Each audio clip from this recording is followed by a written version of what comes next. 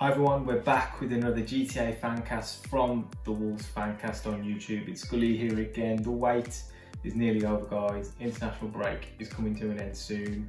Obviously having to wait a little bit longer than we normally would have with the game being moved to Monday. But in the meantime, I thought I would just give you another video. I've obviously poked a lot of holes in Nuno's system, how Wolves have been playing so far this season. The statistics do still tell us that we've made it a better start than we have done over many years in the Premier League. But as the old adage goes, don't bring me problems, bring me solutions. So I thought I'd come up with a couple of ideas as to how we can improve, especially in an attacking sense over the coming weeks.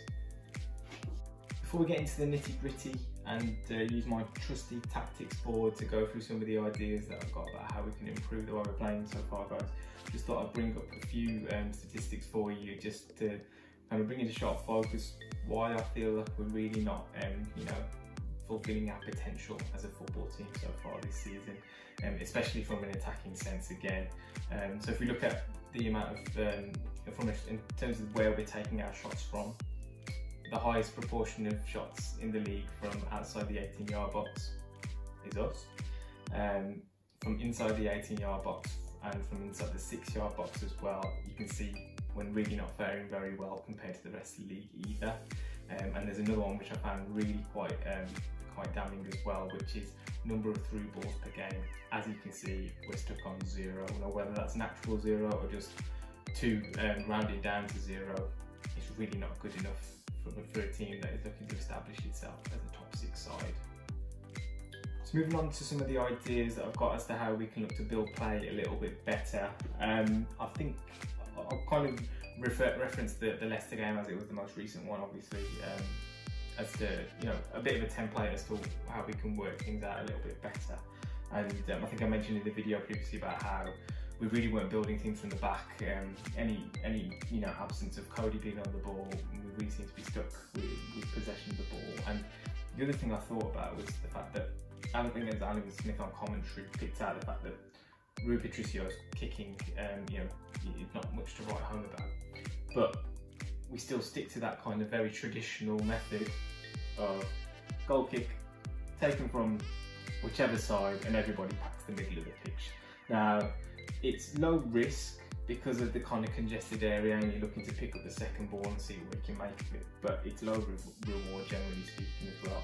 Patricio isn't actually, generally speaking, gone much beyond where I've placed the ball there. Dendoncker usually the target, but you're asking a lot of Dendoncker winning those headers every single time. Obviously we used to have Matt Doherty out there who would come in off the flank and was really good aerially as well, but we don't have that option available to us anymore. So the onus is very much on Dendoncker, and if he does get a little bit more length, then maybe Jimenez can come in and win a flick on as well. But given the advantage of the modern rules these days, it really doesn't make too much sense to me to do that when you've got someone of Patricio's length of kick, and why we don't utilise the modern rule of allowing the defenders come into the box and receive the ball. Now, obviously, that comes with certain risks in terms of allowing the opposition to come and press onto us, but it has its advantages too. And there's a reason why a lot of successful teams will always start from the back. Playing literally a 2-yard pass to a centre half from the goalkeeper and draw the opposition onto them. And I think it's worth pointing out for a start that if you look at this graphic displaying the long balls per game in the Premier League so far this season, we feature quite high on that list. Obviously, again, we feature players like Connor Cody, Ruben Neves, who are very proficient at playing long passes, and we play with wing backs, so we like to make the pitch as big as possible. But it's kind of counterproductive when you've got the goal kick situation and you're just making the pitch as small as possible there. So why can't, when we have good, solid possession of the ball, in that area, let's start zooming to go on kind of thing, I guess is what I'm trying to point out. And obviously, opposition teams will naturally press onto you. If they don't, happy days. Play the ball in here, get the ball into Cody, and then you can get your wing backs pushed up. And even yeah, build into here and look to get the wing back pushed on, get your forwards into the pockets and build that way. That is obviously, you know, an ideal scenario, teams giving you a bit of time and patience on the ball. And if they do decide to then go and press onto you, then it opens up other opportunities, like I said. And that being, I mean, the ball doesn't obviously have to naturally straight away go to, will it be Willy Bolly, Kilman or Cody in the box. You can see straight away that there's a lot more space for some of these forwards to operate in. And Patricio's kicking again, while it's not the best in the world, he should be able to clip a ball into Neto in here, towards Jimenez in here. And rather than that being, you know, kind of a 50-50 possession ball, you know, it could be anybody's when it's a much more congested part of the pitch. When it's Jimenez in here, he's got a much better chance of retaining that ball, and as well, if that midfielder drops in, wins the ball against Jimenez here, then the seconds are a much more, you know, favourable scenario for us than when the pack is kind of collected all in the middle of the pitch there. The other thing you can do, obviously, is play the little pass, and then you've got obviously your Leicester players coming in and trying to squeeze you up the pitch, but you've got to be a bit brave and get them moving around. Then, you know, if you think that, yeah, that ball can go back to Patricio, Vardy might go and squeeze, but you can get that out to Kilman. Another player comes and squeezes, but, you know, if you move the ball quickly enough, you'll soon enough find a little bit of space, and then you've got your ball in the pocket with, you know, someone like Pedence who can then turn, and you've got a much more favourable situation again. So, I mean, it's just a thought, but I don't think we're really taking advantage of, you know, a nice safe position to start from, and taking advantage of, you know, possession of the ball and being a little bit braver and getting up the pitch in a much more sophisticated way. Now, I think it's plain to see that we're not likely to see a change in shape anytime soon. This is Nuno's way, so it's going to have to come, you know, the variety and a bit of a tweak to the system is going to have to come within the 3-4-3 or a 3-5-2 that we obviously operate in, you know, as a matter of course every week. So how can you use the characteristics that we have within the squad already, within the shape that is already operated in, to, you know, mix things up a little bit and try and dominate teams a little bit more?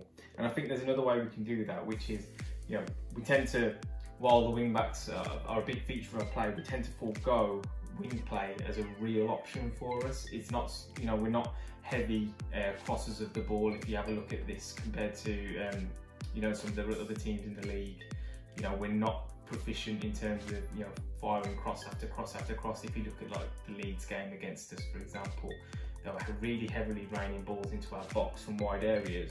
And there's a reason why we don't do that, because I don't think it's always the most efficient way to find a goal. And Nuno's obsessed with this kind of perfect game of football that he's always trying to achieve. And, you know, just throwing crosses into a box and hoping Jimenez gets on the end of one isn't, you know, like you say, the most efficient way of finding goal. But if he wants to dominate territory and he really wants to pin teams back, this is a really good avenue for us, because we're struggling to play, like I say, in these areas of the pitch in front of the back three as it would be here. So let's take advantage of some of the wide men that we have. Obviously, Pedence and Neto tend to play on the opposite side to their favoured side in terms of you know, their favoured foot. So Neto will be out on the right and Pedence on the left, generally speaking. But if you was to swap them round, Neto obviously has you know, the ability to go on the outside, Pedence does, and obviously that brings in to play Traore, who we've seen in this kind of role already, you know, but in fits and starts. So it's been 20 minutes there, half an hour here so far this season, and it's not really worked so far against, you know, the likes of Newcastle. They were sat deep in their pack in the box, and it was kind of meat and drink for them. But if you was to sustain it over a 90-minute period of football, you might find a little bit more luck. So like I say, you know, wing backs are a big feature of the game. And just as an example, if we were to build play down this flank, you know, imagine Cody's obviously picked one of his passes that he loves to play into Semedo. you then have the option of Traore up against, it could be isolating that wing back, dragging the forward in with them as well. So as you can see straight away, the team is already on the back foot in terms of trying to get out. And you know, however well they manage that situation, they're still in a very deep place to try and counter from. So this, you know, gives you that opportunity to really pin the team in. That's what Leeds did to us, and I think I've spoken about it in a previous video. In that first half, that's what they managed to do, because they overloaded that part of the pitch. Their midfield runners kind of going into these areas. Now, I'm not suggesting that, because I think the midfield has a different role to play within our shape. But just if you look at a team like Sheffield United, who play with a back three, they get their centre halves right up into this space. And again, I'm not expecting Willy Bolly to go galloping into these kind of areas, but he's there to allow that overload to happen, just as a conduit for having the ball and giving it back, and these guys can kind of rotate around, and he can have the ball here. You know, you might have your wing back tucked in and your winger on the outside, and vice versa, and it just kind of gives you a little bit more variety, and you can work a bit of a sophisticated pattern of play there in order to get eventually one of them into this area to fire across into the box. Something I forgot to mention, guys, was just our propensity to obviously dribble, and as you can see from the graphic here, we are second only to Fulham in terms of the amount of dribbles per game. So getting into these wide areas to isolate defenders could work favourably for us in that regard.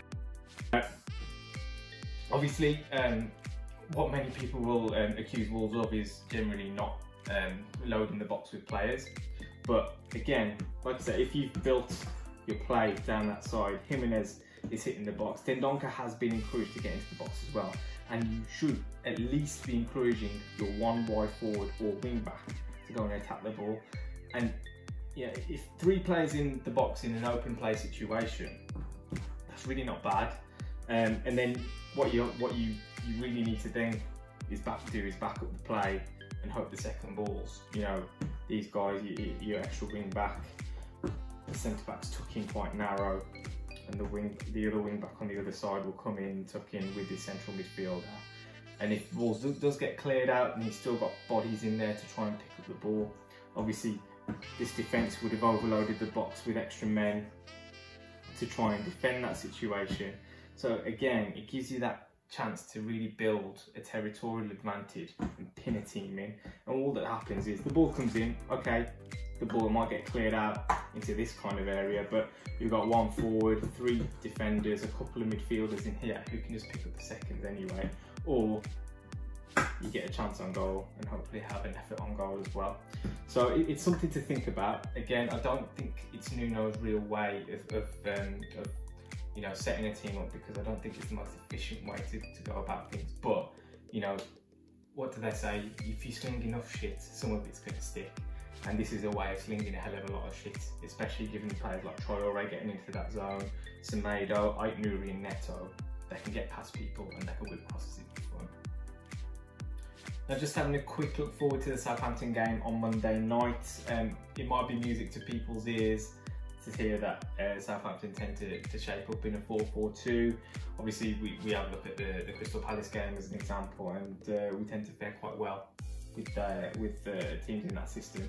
But you know, we've seen already this season that teams are happy to kind of change their shape in a way to combat us, and if they do so, we might struggle again. But if they do, like I say, shape up in their 4-4-2, which I've done quite well with this season, we might be able to see a little bit more from Semedo, and likely to be Marcel. I hope Aït-Nouri has a little bit more of a chance, given that it is only obviously 2 games into his Premier League career, but I think he can get some joy down that flank, especially considering Nelson Semedo is likely to be up against Ryan Bertrand, who's always done really well against us, and Nathan Redmond, who always seems to be a bit of a nuisance against us as well. But yeah, Southampton, high pressing team. They're going to look to stop Connor Cody getting on the ball, I think, again. So the onus is very much going to be on Bolly and Kilman getting that ball into these areas. Then Donker, if he starts, and Neves, again, if he starts as well. Maybe it's a day for João Moutinho to come back into the team. Will need to be really brave, I think, again, to come and get the ball against the high pressing side. They will look to compress that space, but maybe then it's that option again to play a little bit longer into the likes of Neto or Jimenez here. Obviously playing to them, we like to play a longer ball, as we've seen in the graphics that I've shown earlier. But I think it could be quite an interesting game. Southampton in decent form. Whoever plays up front will be running their socks off to stop us from playing, like I say. So hopefully, I'd like to see Wolves just be a little bit braver in possession, maybe play out a little bit more from the back, add an extra pass, which can hopefully open up a little bit more space for us in these kind of areas to then get Cadence, Neto, and to be honest, I think Traore might start this coming week, and hopefully get him into these kind of spaces, and with one or two players to beat.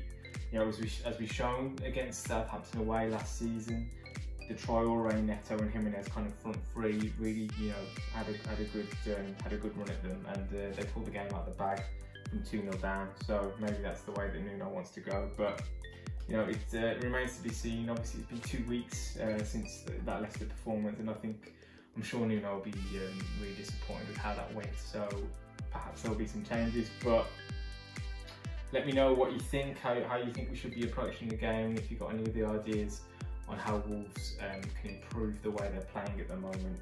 Give us a shout in the comments, and we'll have a debate about it, guys.